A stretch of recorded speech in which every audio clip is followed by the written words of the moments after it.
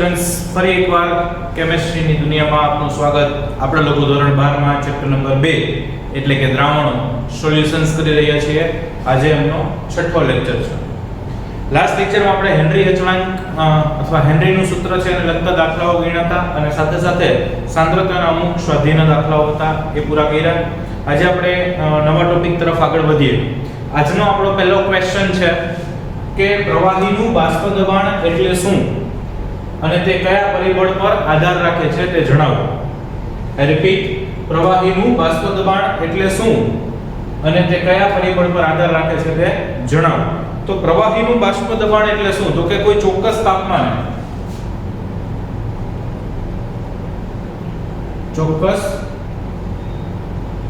તાપમાને શુદ્ધ પ્રવાહી કે પ્રવાહી દ્રાવણ અને તેની બાષ્પ અવસ્થા, પ્રવાહી કે પ્રવાહી દ્રાવણ અને એ પ્રવાહીની જે બાષ્પ અવસ્થા થાય તે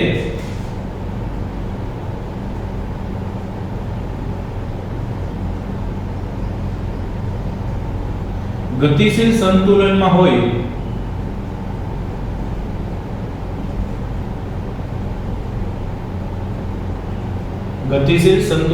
હોય ત્યારે પ્રવાહીની સપાટી પર લાગતા દબાણને બાષ્પ દબાણ કહે છે અથવા પ્રવાહીનું બાષ્પ દબાણ કહે છે.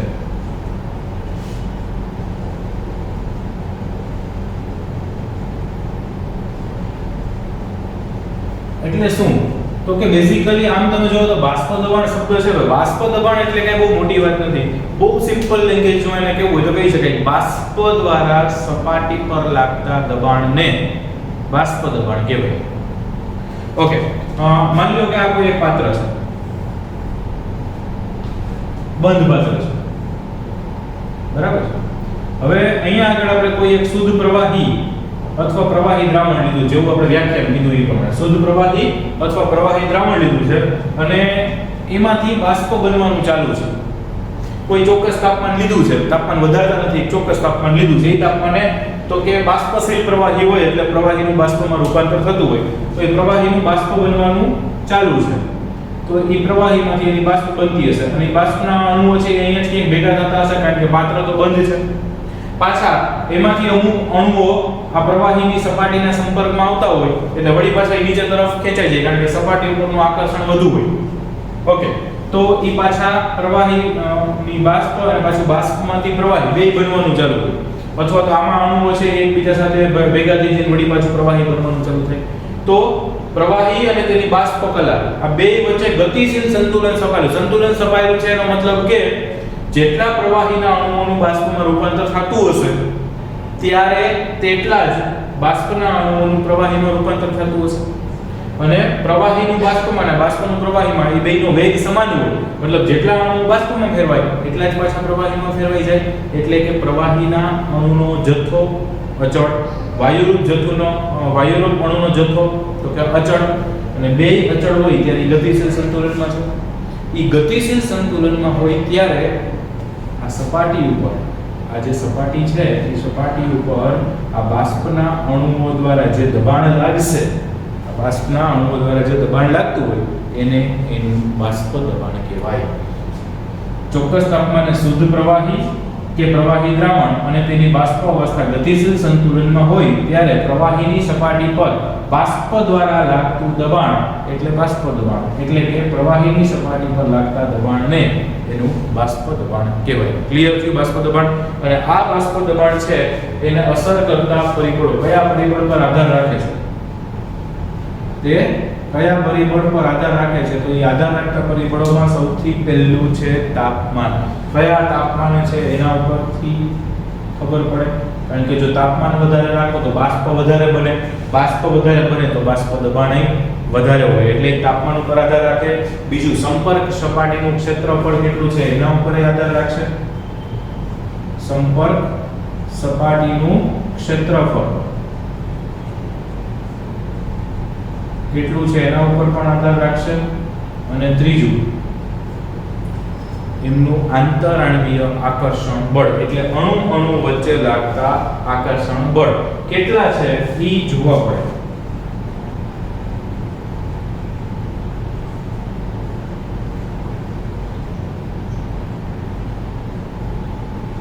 એટલે સંપર્ક સપાટીનું ક્ષેત્રફળ એટલે કેટલી સપાટી સંપર્કમાં આવે છે એના ઉપરથી દબાણ નક્કી થાય. અને આંતરાણવીય આકર્ષણ બળ, પ્રવાહીમાં જો અણુઓનો વચ્ચે આકર્ષણ બળ વધારે હોય તો એ બાષ્પ બનવાનું એનું પ્રમાણ ઓછું હોય. તો બાષ્પ ઓછી હોય તેના દ્વારા લાગતું દબાણ ઓછું હોય. એટલે બેઝિકલી એ બાષ્પ દબાણ ઓછું છે કે વધારે છે એ ત્રણ પરિબળો ઉપર આધાર રાખે.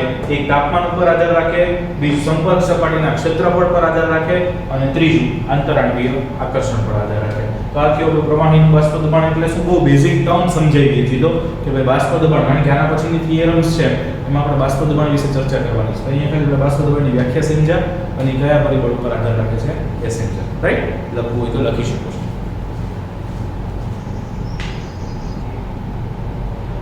ઓકે, નેક્સ્ટ ક્વેશ્ચન છે ટૂંક નોંધ લખો રાઉલ્ટનો નિયમ, અથવા એવું લખ્યું હોય કે રાઉલ્ટનો નિયમ સમજાવો, અથવા એવું કીધું હોય કે પ્રવાહી દ્રાવણના બાષ્પ દબાણ માટે રાઉલ્ટનો નિયમ સમજાવો.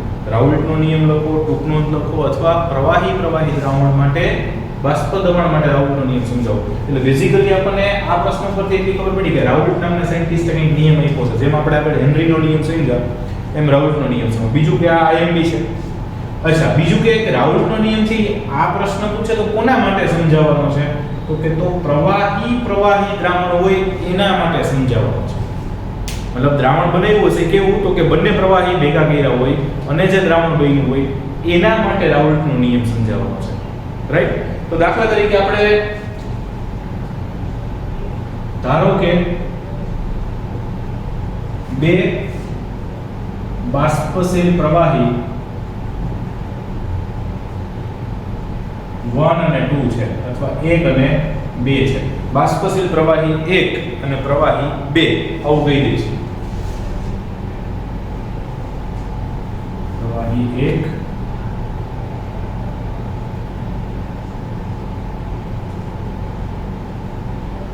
અને પ્રવાહી 2 છે. આપણે એવું કહી દીધું કે એક નંબરનો પ્રવાહી છે અને બીજો 2 નંબરનો છે, પ્રવાહી 1 અને પ્રવાહી 2. આ બેયને ભેગા કર્યા છે. બે પાછા કેવા છે, બાષ્પશીલ છે, વોલેટાઇલ છે. મતલબ એ પ્રવાહીને રાખેલું હોય તેમાંથી આપમેળે બાષ્પ બનવાનું, બાષ્પનું સર્જન થવાનું ચાલુ હોય. ઓકે, બાષ્પમાં રૂપાંતર થઈ શકે એવું પ્રવાહી એટલે બાષ્પશીલ પ્રવાહી. દાખલા તરીકે પેટ્રોલ, તો પેટ્રોલને તમે હવામાં ખુલ્લું રાખો તો આપમેળે ઉડી જાય, બાષ્પશીલ છે, વોલેટાઇલ છે. ઓકે, તો માની લો કે આપણે બે પ્રવાહી ધારી લીધા, પ્રવાહી 1 અને પ્રવાહી 2. હવે આપણે આગળ બાષ્પ દબાણની જે વ્યાખ્યા, કારણ કે આપણે રાઉલ્ટનો નિયમ આમ તો કોના માટે આપવાનો છે, બાષ્પ દબાણ માટે આપવાનો છે. તો કે હવે જ્યારે આ બંને પ્રવાહી દ્રાવણ અને એની બાષ્પ કલા ગતિશીલ સંતુલનમાં હોય, અથવા પ્રવાહી દ્રાવણ બંને બાષ્પશીલ પ્રવાહીથી બનેલ પ્રવાહી દ્રાવણ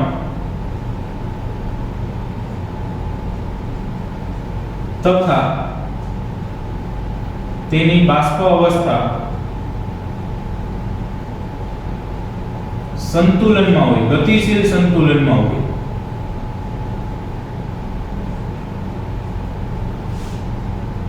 ગતિશીલ સંતુલનમાં હોય ત્યારે કુલ દબાણ એટલે કે P ટોટલ, ત્યારે દ્રાવણનું કુલ દબાણ એટલે કે P ટોટલ બંને પ્રવાહીના આંશિક દબાણ, બંને પ્રવાહીના આંશિક દબાણ P1 અને P2 ના સરવાળા જેટલું હોય છે.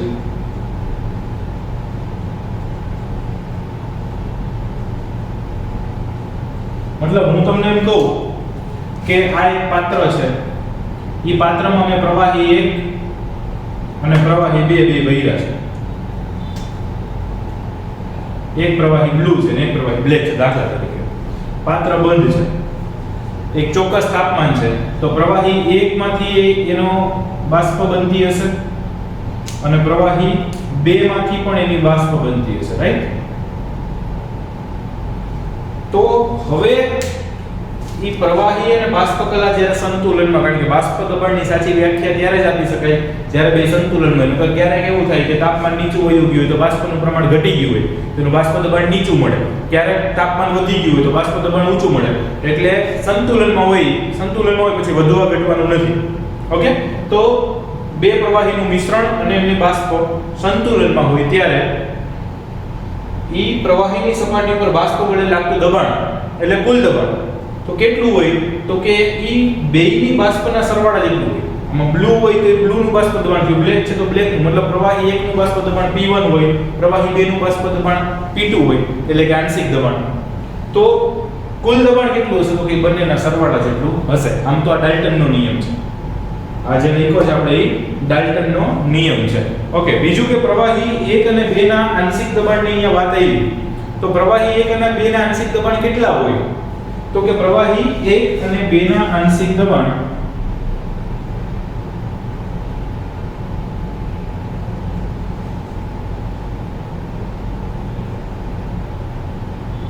પ્રવાહી 1 અને પ્રવાહી 2 ના આંશિક દબાણ તેમના મોલન્સ સાથે સંબંધ ધરાવે છે એવું આપણે કહી શકીએ. તેના મોલન્સ સાથે સંબંધ ધરાવે છે એવું આપણે કહી શકીએ. અને ઈ એક્ચ્યુઅલી આપણે ખાલી એવું કીધું કે સંબંધ ધરાવે છે, પણ એને સારી રીતે કોણે કીધું તો કે એને સારી રીતે કીધું રાઉલ્ટ નામના સાયન્ટિસ્ટે. તો રાઉલ્ટે શું કીધું તો કે રાઉલ્ટના નિયમ મુજબ બાષ્પશીલ પ્રવાહી કે દ્રાવણ માટે તેમના આંશિક દબાણ રાઉલ્ટના નિયમ મુજબ બાષ્પશીલ પ્રવાહી કે પ્રવાહી દ્રાવણ માટે તેમના આંશિક દબાણ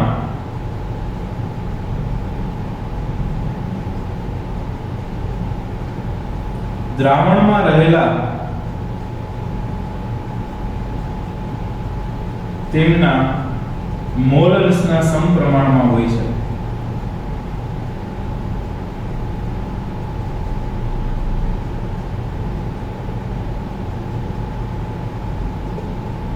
રાઉલ્ટનો નિયમ અહીંયા આવ્યો કે રાઉલ્ટે શું કીધું તો કે રાઉલ્ટના નિયમ મુજબ બાષ્પશીલ પ્રવાહી માટે અથવા એ પ્રવાહીનું દ્રાવણ હોય એના માટે એના આંશિક દબાણ કેટલા હશે તો કે દ્રાવણમાં એ પ્રવાહીના જેટલા મોલન્સ રહેલા હોય એ મોલન્સના સમપ્રમાણમાં હોય. એટલે કે એમને ગાણિતિય સ્વરૂપે લખીએ એટલે કે P1 ચલે છે x1, આંશિક દબાણ એના મોલન્સના સમપ્રમાણમાં છે અને સમપ્રમાણની નિશાની કાઢીએ તો આવશે P1 P10 x1. P1 P10 x1. અમને સપોઝ સમીકરણ નંબર 1 આપી દો. તો અહીંયા P10 શું આવ્યું તો કે એક્ચ્યુઅલી સપ્રમાણતા અચળાંક આવ્યો અને ઈ કેટલો હશે તો કે P10 એટલે એક નંબરના પ્રવાહીના શુદ્ધ સ્વરૂપમાં હોય ત્યારે એનું બાષ્પ દબાણ અથવા આંશિક દબાણ. ઓકે, બાષ્પ દબાણ અથવા આંશિક દબાણ શુદ્ધ હોય ત્યારે. તો આવું જ આપણે બીજા માટે લખી શકીએ તો કે અને P2 તો કે P2 એટલે 2 નું આંશિક દબાણ તો કે એના પોતાના મોલન્સના સમપ્રમાણમાં મતલબ ચલે છે x2. એમાં પણ આપણે સમપ્રમાણતા અચળાંક કાઢીએ એટલે આવશે P2 P20 x2. That is equation number 2, સમીકરણ નંબર 2 થયું. જ્યાં P1 P2 તો પ્રવાહી 1 અને પ્રવાહી 2 ના આંશિક દબાણ છે, પણ P10 અને P20 શુદ્ધ પ્રવાહી 1 અને પ્રવાહી 2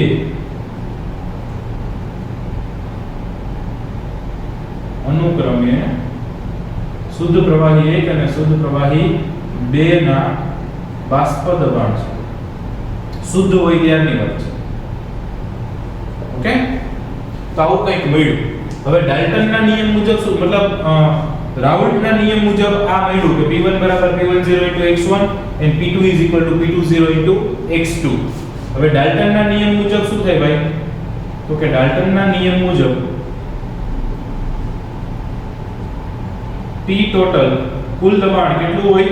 તો કે બંનેના આંશિક દબાણ એટલે કે P1 અને P2 ના સરવાળા જેટલું હોય.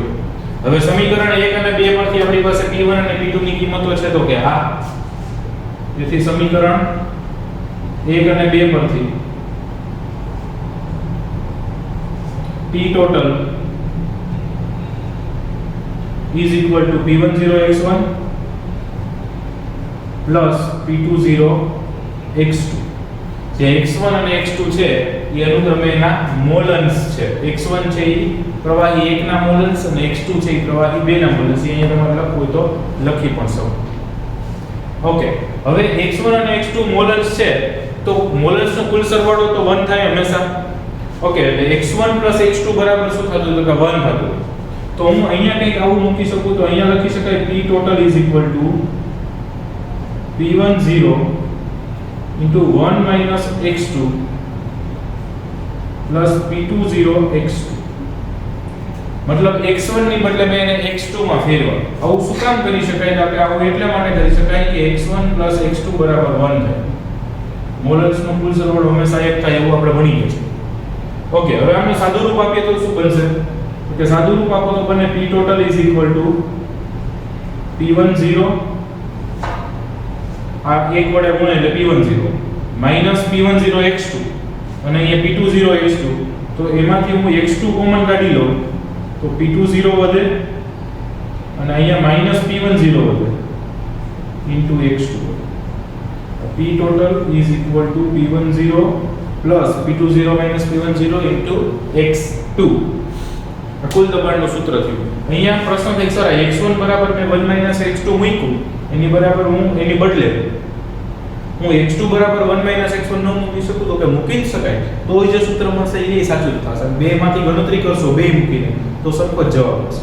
ઓકે, તો આવી રીતે આ મળ્યું કુલ દબાણનું સૂત્ર P10 P20 P10 into x2. આ ખાસ યાદ રાખવાનું છે. x1 વડું અથવા x2 વડું જે યાદ રાખો, કારણ કે એનો ઉપયોગ આપણે દાખલાઓ ગણવામાં થશે. ઓકે, બીજું આ સૂત્ર ઉપરથી આપણને શું ખબર પડે અથવા શું માહિતી મળે?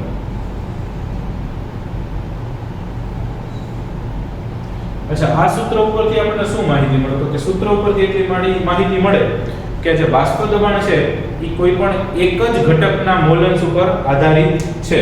આ જે બાષ્પ દબાણ મળે, કુલ બાષ્પ દબાણ અથવા કુલ દબાણ એ કોઈ પણ એક જ ઘટકના મોલન્સ ઉપર આધારિત મળે છે. પહેલું આનાથી તારણ એ નીકળ્યું કે કુલ દબાણ કોઈ એક જ ઘટકના મોલન્સ પર આધારિત છે. એક આવું તારણ નીકળ્યું. બીજું શું તારણ નીકળ્યું? તો કે હવે પર્ટિક્યુલર કહી દઉં કે આ જ સમીકરણ માટે તો કે x2 ના મોલન્સ ઉપર, એટલે આમ જો પહેલું ને બીજું બે તારણ સરખું જ થયું કે કુલ દબાણ છે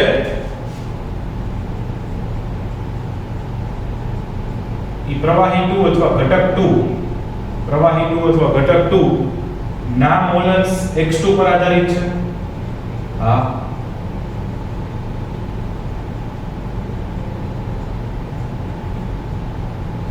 ઓકે. અને ત્રીજું તમે લખી શકો કે આ જે કુલ દબાણ છે એ આંશિક દબાણ પછી એમના એક્ચ્યુઅલી મોલન્સ ઉપર જ આધારિત છે. આંશિક દબાણ એના મોલન્સ ઉપર આધારિત છે.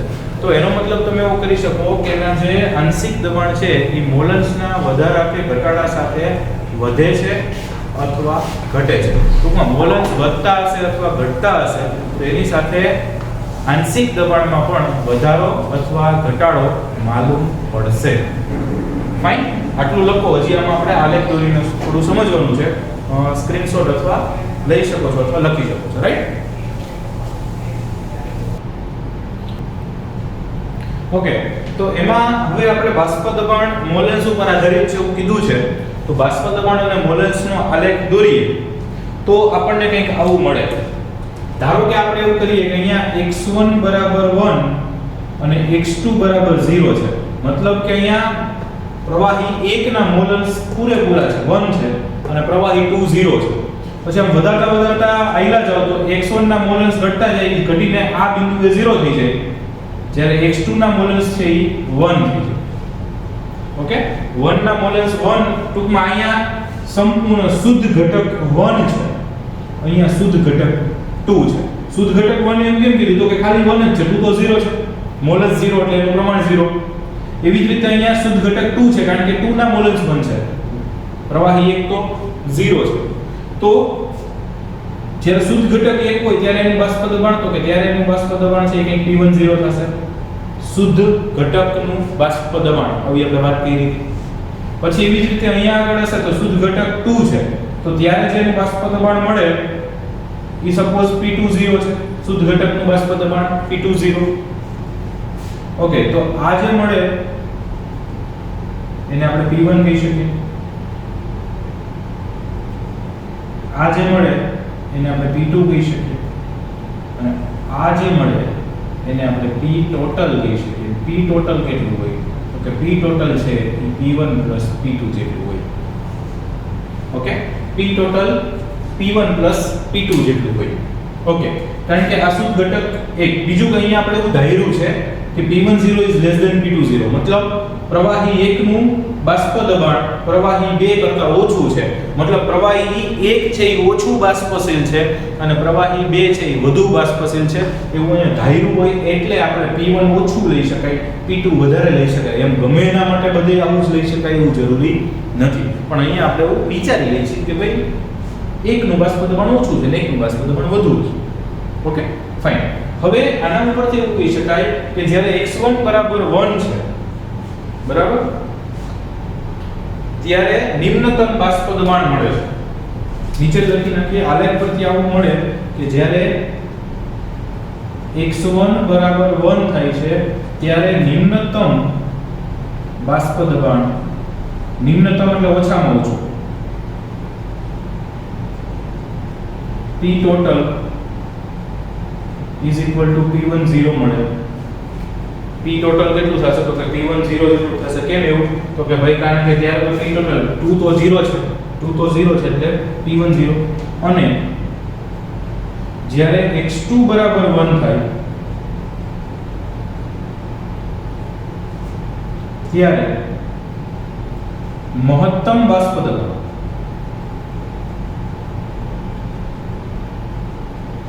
P total બરાબર P20 થાય. કેમ એવું? આમાં કેમ નિમ્નતમ કહી દીધું? x1 બરાબર 1 ત્યારે કેમ નિમ્નતમ કહી દીધું અને x2 બરાબર 1 ત્યારે કેમ મહત્તમ કીધું? તો કે x1 બરાબર 1 એટલે આ પરિસ્થિતિ અને x2 બરાબર 1 એટલે આ પરિસ્થિતિ. તો આને કેમ ન્યૂનતમ કહી દીધું? તો કે અહીંયા આગળ આપણે એવું લેતા હતા કે P10 is less than P20 છે. તો આ જે મળશે એ ઓછામાં ઓછું મળશે, આ જે મળશે એ વધારે મળશે અને એમની વચ્ચે એમના વિસ્તરણના મળે. ઓકે, તો x1 બરાબર 1 ત્યારે ન્યૂનતમ, કારણ કે ત્યારે P total is equal to P10 થશે, and when x2 is equal to 1 then the maximum vapor pressure will be there, એટલે કે મહત્તમ બાષ્પ દબાણ હશે, P total will be equal to P20, and it is possible only that because P10 is less than P20, શુદ્ધ ઘટક A નું બાષ્પ દબાણ શુદ્ધ ઘટક B કરતા ઓછું છે, મતલબ ઘટક 1 અથવા પ્રવાહી 1 ઓછો બાષ્પશીલ છે અને પ્રવાહી 2 વધુ બાષ્પશીલ છે. એક આ ખબર. બીજું કે આ બાષ્પ દબાણ વાળી આપણે ચર્ચાઓ લેતા હોય તો પ્રવાહી અને બાષ્પ અવસ્થા બે એકબીજાના ગતિશીલ સંતુલનમાં હોવી જરૂરી છે એવું આપણે વ્યાખ્યામાં પણ સમજાય. તો આપણે આ બાષ્પ કલામાંના જો દબાણ આંશિક દબાણ એવું ગણવું હોય તો ડાલ્ટનના નિયમ મુજબ કે જો પ્રવાહી 1 અને 2 ના પ્રવાહી 1 અને પ્રવાહી 2 ના બાષ્પ કલામાંના મોલન્સ અનુક્રમે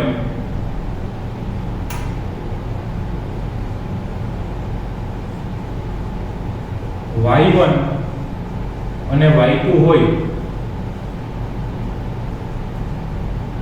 તો પ્રવાહી 1 અને પ્રવાહી બે એના બાષ્પ અવસ્થાના મોલન્સ, જો એમનો મોલન્સ આપણે x1 x2 લીધા હતા ઈ દ્રાવણમાંના મોલન્સની વાત હતી. હવે જે લઈ છી y1 અને y2 ઈ બાષ્પ કલામાંના મોલન્સ છે અને ઈ સમજવું જરૂરી છે કે દ્રાવણમાં રહેલા મોલન્સ અને બાષ્પ કલાના મોલન્સ બે જુદા હોય. દ્રાવણ એટલે પ્રવાહી ભર્યું છે એમાં ઘટક એક કેટલું છે તો એના મોલન્સ છે, એમાં ઘટક બે કેટલો છે તો એના મોલન્સ છે, અને બાષ્પ અવસ્થામાં ઘટક એક કેટલો છે તો એના બાષ્પ કલામાંના મોલન્સ છે, અને બાષ્પ કલામાં ઘટક બે કેટલો છે તો એના બાષ્પ કલામાંના મતલબ મોલન્સ બેના અલગ અલગ છે. આ એટલે હું ડેપ્થમાં સમજાવવાનો પ્રયત્ન કરું છું કે દાખલા આગળ આવશે ને એમાં એક જ દાખલામાં બે વાર મતલબ કે મિથેન છે તો મિથેનના મોલન્સ બે વાર ગણશે દાખલા તરીકે, કે એના પ્રવાહીમાંના દ્રાવણમાંના મોલન્સ હોય ને વળી પાછા બાષ્પ કલામાંના મોલન્સ ગણશે. એટલે ઘણા પાછો પ્રશ્ન થાય સર એકને ઘટકના બે, તો કે એકવાર એના દ્રાવણમાંના મોલન્સની વાત હશે અને એકવાર એના બાષ્પ અવસ્થાના મોલન્સની વાત હશે. અને જો બાષ્પ અવસ્થાના મોલન્સ અનુક્રમે y1 અને y2 હોય તો ડાલ્ટનના આંશિક દબાણના નિયમ મુજબ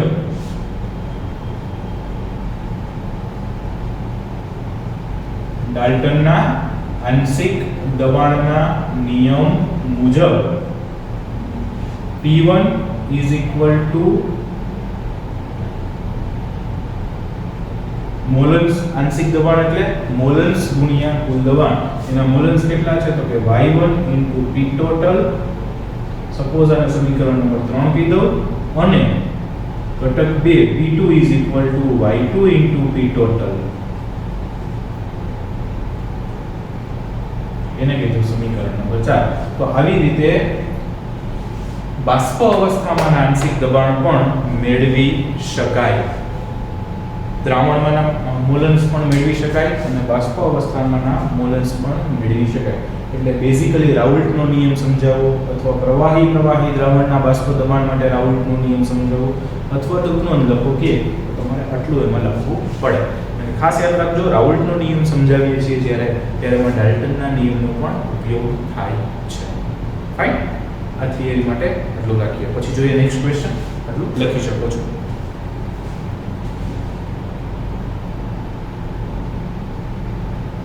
ઓકે, હવે આ જે રાઉલ્ટનો નિયમ જોયો એના ઉપરથી એમનો દાખલો એક છે, આપણે કોયલો 2.5 આપેલો છે ટેક્સ્ટ બુકમાં, એટલે કે ઉદાહરણ 5 નું 298 કેલ્વિન તાપમાને એક CHCl3 એટલે કે ક્લોરોફોર્મ અને બીજું ડાઇક્લોરોમિથેન એટલે CH2Cl2 એમને મિશ્ર કર્યા છે.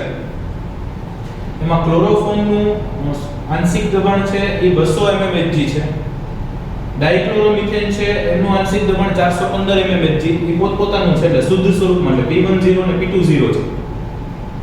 ઓકે, હવે એમાં બે પ્રશ્નો પૂછ્યા છે. જો 25.5 ગ્રામ ક્લોરોફોર્મ અને 40 ગ્રામ ડાઇક્લોરોમિથેન મિશ્ર કરી બનાવેલા દ્રાવણનું બાષ્પ દબાણ ગણો. દ્રાવણનું બાષ્પ દબાણ એટલે P ટોટલ ગણવાનું છે. P ટોટલ હવે હમણાં આપણે સૂત્ર તાર્યું એ પ્રમાણે P ટોટલ નું સૂત્ર શું તો કે P10 plus P20 minus P10 into x2, मतलब બે P10 P20 ની જરૂર પડશે તો ઈ તો આપણને આપ્યું છે. ચલો P10 P20 આપ્યું છે ડાયરેક્ટ, એક x2 ની જરૂર પડશે, મોલન્સ જોશે. તો આપણે મોલન્સ પહેલા ગોતવા પડશે. મોલ ગોતવા માટે તો કે પહેલા વજનના ટૂંકમાં મોલન્સ ગોતવા માટે પહેલા તો કે મોલ ગોતવા પડશે. ઓકે, મોલ ગોતવા માટે અણુભારની જરૂર પડશે તો પહેલા આપણે આણ્વીય દળ ગણી નાખીએ અહીંયા કે ભાઈ CHCl3 નું આણ્વીય દળ અથવા એનો અણુભાર બરાબર કેટલો થશે તો કે એમનો અણુભાર થશે 35.5 ગુણ્યા 3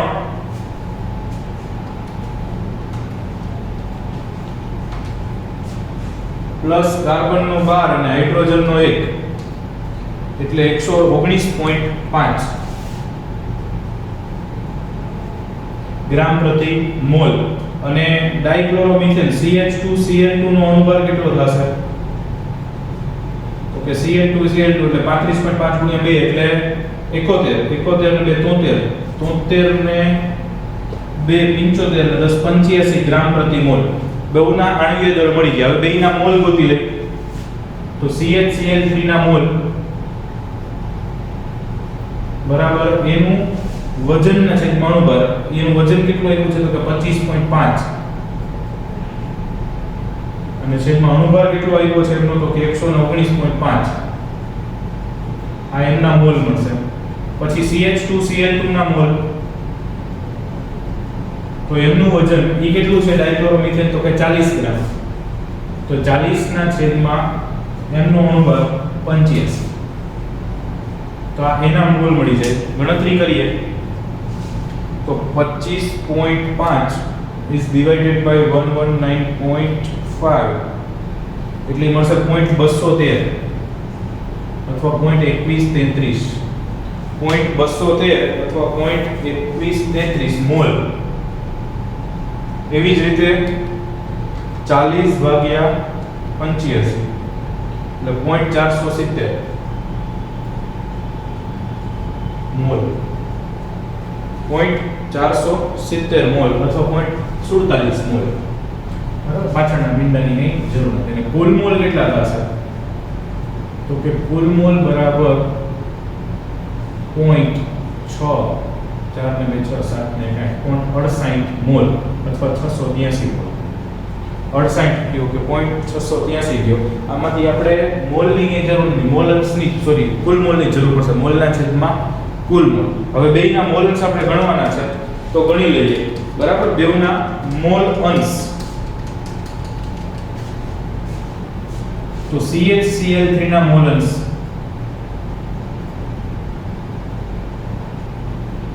પોઈન્ટ 213 એટલે બે ઘટકના મોલ છે એમાં કુલ મોલ. એના મોલ અંશ કેટલા આવશે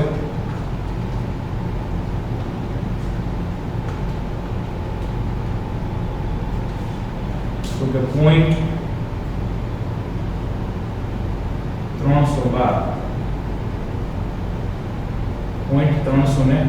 મોલ અંશ થશે. બરાબર, અને આમના ગણીએ CH2Cl2 ના તો આવી રીતે પણ ગણી શકાય. અને વધારે સરળતાથી કરવું હોય તો 1 - 0.312 કારણ કે બેયના મોલન્સનો કુલ સરવાળો 1 હોય તો એકના મોલન્સ મળી ગયા, બીજાને એકમાંથી બાદ કરી નાખો તો મળી જાય. તો 0.688 બેવના મોલન્સ મળી ગયા છે. હવે આપણી પાસે પેલું સૂત્ર છે રાઉલ્ટના નિયમનું. ઓકે, તો P1 P ટોટલ ગોતવાનું છે જે કુલ બાષ્પ દબાણ ગણવાનું છે એની વાત કરીએ તો P total is equal to શું સૂત્ર આપણે મેળવ્યું છે તો કે P10 plus P20 minus P10 into x2. હવે 2 ને 1 તો આપણે ઓલરેડી કહી જ દીધું છે તો P10 બરાબર તો કે 200 plus P20 minus P10 એટલે 415 minus 200 અને x2 એટલે બીજાના એટલે CH2Cl2 ના મોલન્સ એટલે ઈ કેટલા છે તો કે 0.688. અને આમનું સાદું રૂપ આપશો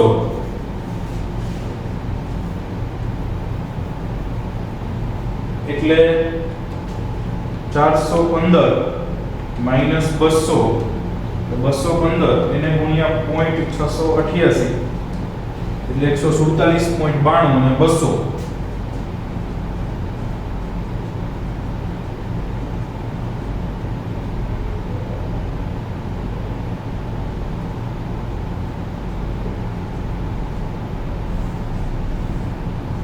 કુલ દબાણ આપણને પૂછ્યું હતું, કુલ દબાણ મળી ગયું આટલા mmHg જે દબાણ આપણે અત્યાર સુધી 12 માં લેતા હતા પણ અહીંયા આપણને જે રકમ આપી છે એમાં આપણને mmHg માં આપ્યા છે આંશિક દબાણ તો પછી અહીંયા આપણને કુલ દબાણ પણ શેમાં મળશે તો કે mmHg માં મળશે. તો આપણે પહેલા પ્રશ્નનો જવાબ મળ્યો કુલ દબાણ ગણવું તો આ સૂત્ર હતું એના માટે મોલન્સ ની જરૂર હતી એટલે પહેલા મોલન્સ ગોઈતા, મોલન્સ માટે મોલ ની જરૂર હતી પહેલા મોલ ગોઈતા એના ઉપરથી મોલન્સ એના ઉપરથી P ટોટલ એકદમ સરળ છે. હવે બીજું આપણને જે કીધું છે એ કીધું છે બાષ્પકલામાં દરેક ઘટકનો મોલન્સ ગણો.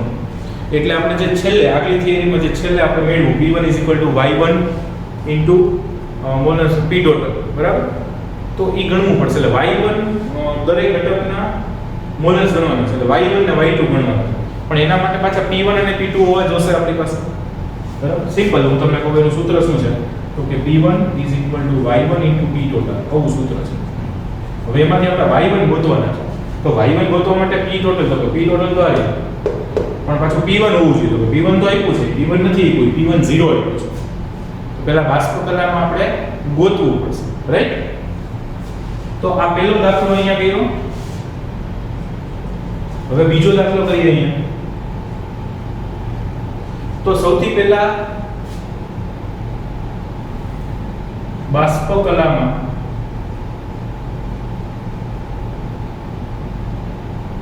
મોલર્સ અનુક્રમે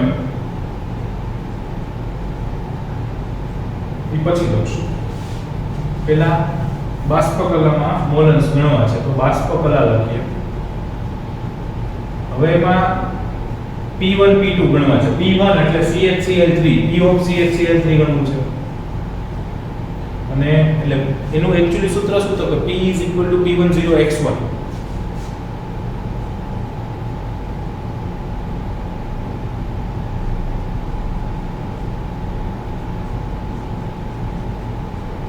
ક્યુ સૂત્ર છે કાઉન્સમાં લખું છું P1 P10x1. અચ્છા, તો P0 of CHCl3 શું છે? એટલે P10 200. એને ગુણ્યા એના મોલન્સ શું છે? તો કે મોલન્સ એમના મોલન્સ છે 0.312.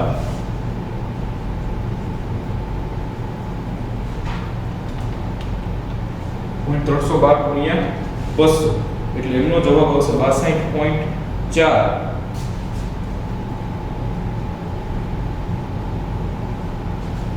પછી આવી જ રીતે બાષ્પ કલામાં P of CH2Cl2 તો ઈ થશે P0 of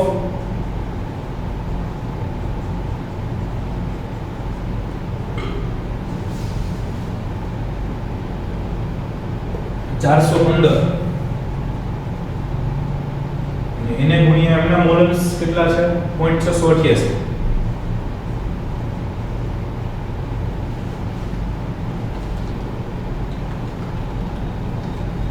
બસો 85.52.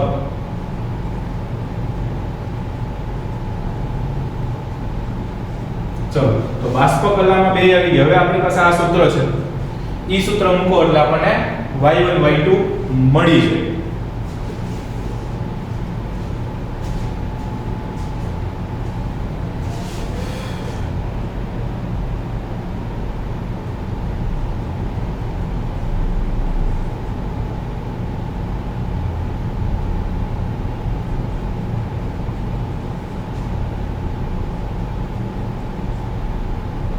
આપણે 1 2 નથી કહેતા એટલે CHCl3 * આવું લીધું. તો P of CHCl3 કેટલું મળ્યું છે ભાઈ 62.4. તેથી y of CHCl3 અને કરતા બનાવી દે એટલે આ છેદમાં આવતું રહે. તો આ છે 62.4 અને એના છેદમાં કુલ દબાણ એટલે 347.92. એવી જ રીતે P of CH2Cl2 is equal to y of CH2Cl2 into P total. તો P of C તેથી y of CH2Cl2 કેટલું મળશે? તો કે P of CH2Cl2 285.52 એના છેદમાં કુલ દબાણ એટલે 347.92. છેલ્લે સુધી આવે છે કે કપાઈ જાય છે ભાઈ? તો કે ના સર આવે છે, ગણ્યા રાખો. ઓકે, આમનું સાદું રૂપ આપીએ 62.4 ભાગ્યા 347.92 એટલે 0.179. આ આવશે 285.52 is divided by 347.92. 0.881 એકનું આવશે 0.179 અને એકનું આવશે 0.821.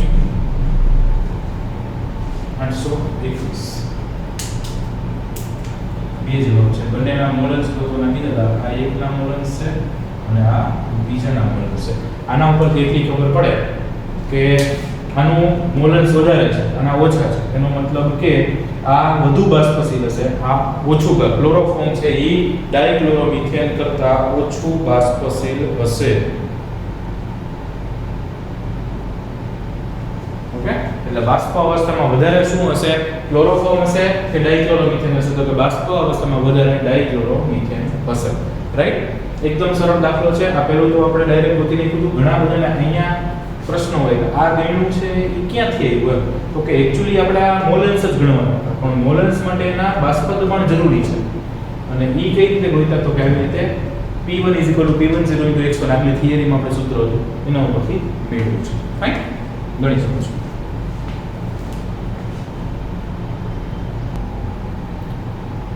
ઓકે, નેક્સ્ટ છે એના જેવો જ ઇન્ટેક્સનો 8મો એટલે કે લખાણ સંબંધિત પ્રશ્નનો 8મો પ્રશ્ન. એમાં આપણને કીધું છે શુદ્ધ પ્રવાહી અથવા શુદ્ધ પદાર્થ A નું બાષ્પદબાણ 450 એટલે Pa0 અને B એટલે શુદ્ધ પદાર્થ B એટલે કે Pb0 એનું બાષ્પદબાણ 700. શુદ્ધ પ્રવાહી A અને શુદ્ધ પ્રવાહી B એના બાષ્પદબાણ આપ્યા છે અનુક્રમે 450 અને 700 mm છે. કુલ દબાણ આપ્યું છે 600 mm છે. તો પ્રવાહી મિશ્રણનું સંઘટન શોધો અને બાષ્પકલામાંનું સંઘટન શોધો. સંઘટન શોધવાનું એટલે મોલેન્સ ગોતવાના, મતલબ પ્રવાહી મિશ્રણમાં મોલેન્સ ગોતવાના છે અને વાયુ મિશ્રણમાં બાષ્પ અવસ્થામાં મોલેન્સ. એટલે આમ જુઓ તો થોડો આગલો દાખલો ગણ્યો એના જેવો જ છે, રાઈટ? હવે અહીંયા એક સારી વસ્તુ છે કે આપણને કુલ દબાણ તો આપી દીધું છે, તો ઓલા મોલેન્સ ઉપરથી કુલ દબાણ ગોતવાના, એમ ઊંધું કરવાનું, કુલ દબાણ ઉપરથી મોલેન્સ ગોતવાના છે. ઓકે, તો ગણવાનું સ્ટાર્ટ કરીએ.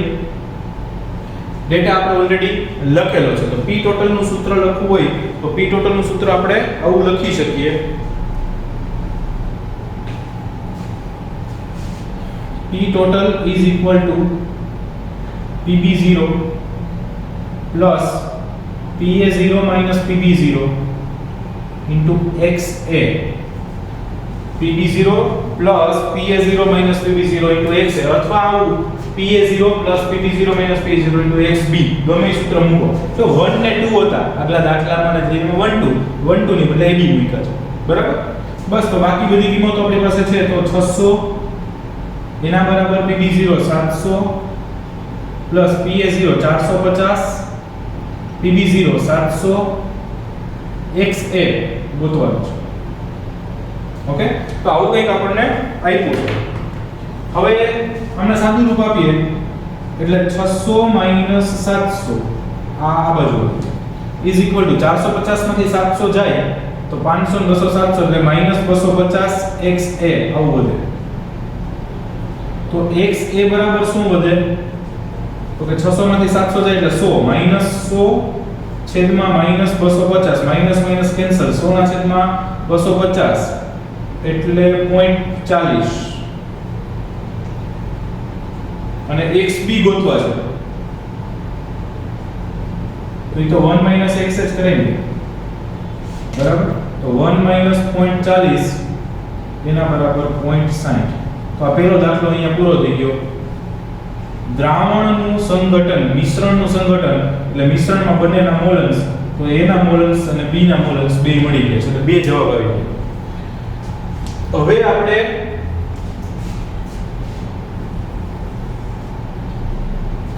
બાષ્પ અવસ્થામાં મોલન્સ ગોતવાના છે, પણ આપણે આગળ કીધું હતું એ પ્રમાણે બાષ્પ અવસ્થામાં મોલન્સ ગણવા માટે પહેલા બાષ્પ અવસ્થામાં બાષ્પ દબાણ ગણવું પડશે. ઓકે, એટલે બીજો દાખલો ગણવાનું ચાલુ કરીએ બાષ્પ અવસ્થામાં અથવા બાષ્પ કલામાં. તો પહેલા Pa અને Pb ગોતવા પડશે.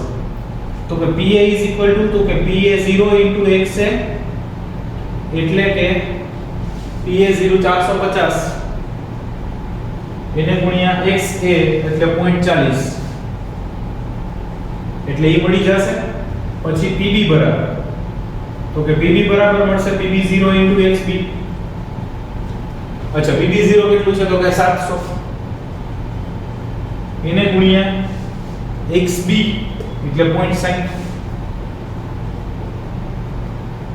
આ બેનું સાદું રૂપ આપીએ તો 450 ગુણ્યા 0.40 એટલે મળશે 180 mmHg અને આમનું મળશે 420 mmHg.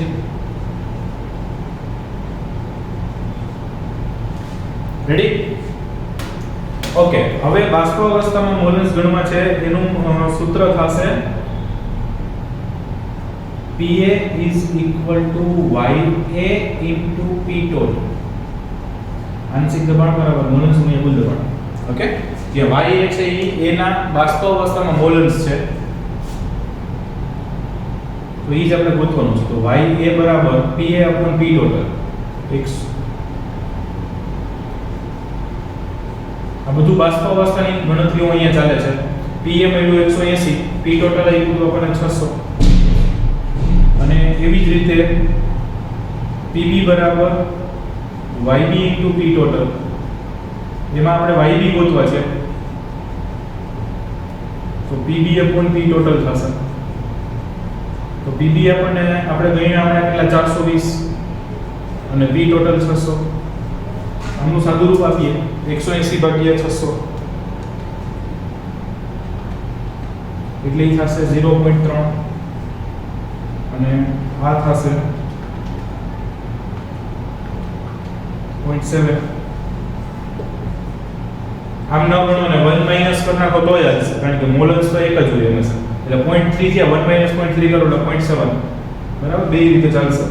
તો YA બરાબર 0.3 અને YB બરાબર 0.7. આ બંને આન્સર છે. આ બાષ્પ અવસ્થાનું સંઘટન છે. YA એટલે શું છે? તો કે એના મોલન્સ છે બાષ્પ અવસ્થામાં. આ B ના મોલન્સ. વળી પાછો પ્રશ્ન છે મોલન્સ તો માં હતા, પણ કયા મોલન્સ? તો કે બાષ્પ કલામાંના મોલન્સ. આ પણ બાષ્પ કલામાંના મોલન્સ. રેડી? તો આગલો દાખલો ગણિત તેના જેવો જ છે, ખાલી અહીંયા થોડો ફેરફાર છે. આ તો સેમ છે. ઓકે, ગણી શકો છો.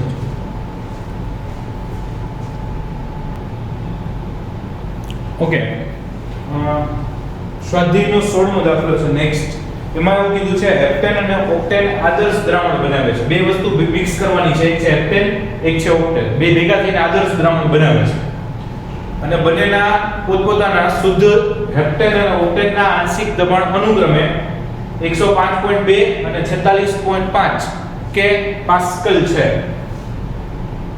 તો 26 ગ્રામ હેપ્ટેન અને 35 ગ્રામ ઓક્ટેન, એટલે W1 હેપ્ટેન ને મેં 1 કહી દીધું છે અને ઓક્ટેન ને 2 કહી દીધું છે. તો 26 ગ્રામ હેપ્ટેન અને 35 ગ્રામ ઓક્ટેન લઈ અને બનાવેલા મિશ્રણનું કુલ દબાણ ગણો, એટલે P ટોટલ ગણવાનું છે. ઓકે, P ટોટલ એટલે એમાં ક્યાંક મોલન્સ તો આવશે, એટલે મોલ તો ગોતવા જ પડશે. તો પહેલા આણ્વિય દળની જરૂર પડશે. આણ્વિક દળ એટલે હેપ્ટેન માટે M1 કહેવાય, તો ઈ થશે 100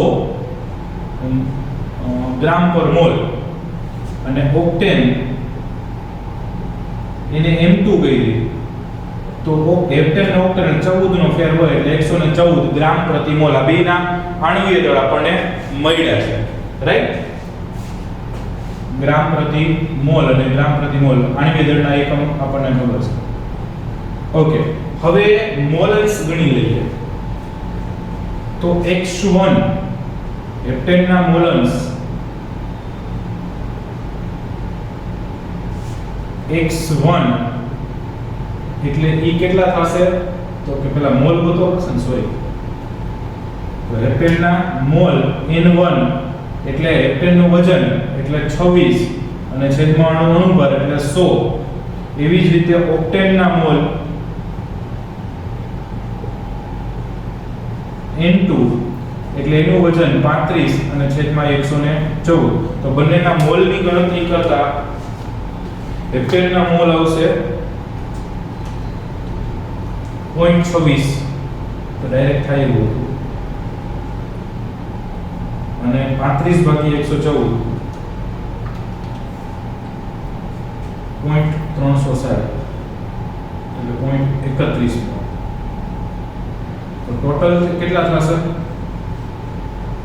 તો કે કુલ મોલ થશે 0.57. 30 ને 20 50 ને 7 57. ઓકે, તો હેપ્ટેનના મોલન્સ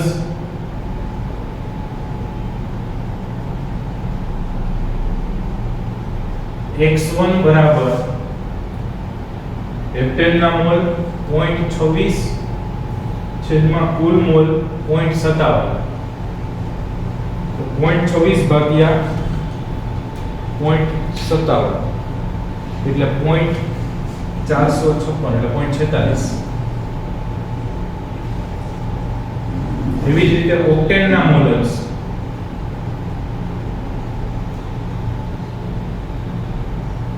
x2 બરાબર એમના મોલ 0.31 એના છેદમાં 0.57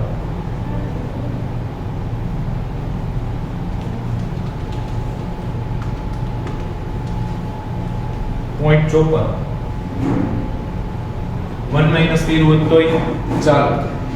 હવે P ટોટલ નું સૂત્ર છે આપણી પાસે કુલ દબાણ તો કે AB છે 1 2 છે P10x1 P20x2 બહુ સિમ્પલ P1 P2 આગલી થિયરી જોશો એટલે ખબર પડી જશે P1 P2 એ P1 બરાબર તો કે P10x1 કિંમતો મૂકીએ બધાની P10 કેટલું છે 105.2 ઇન્ટુ x1 કેટલું છે તો કે 0.46 પ્લસ P20 કેટલું છે 46.8 અને x2 કેટલું છે તો કે 0.54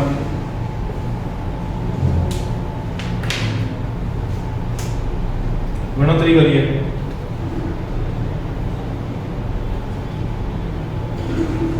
$48.392 પ્લસ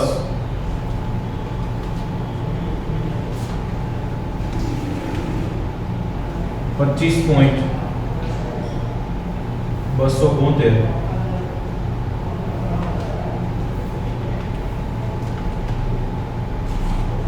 73.664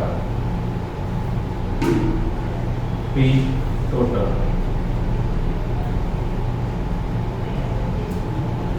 મળશે 73.664 ફાઇન.